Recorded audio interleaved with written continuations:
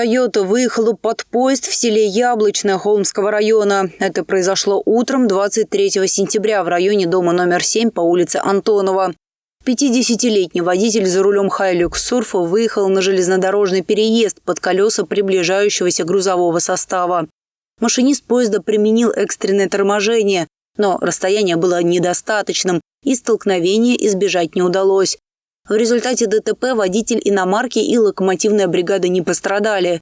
Телесные повреждения получила 30-летняя пассажирка автомобиля. По факту происшествия госавтоинспекторы проводят проверку.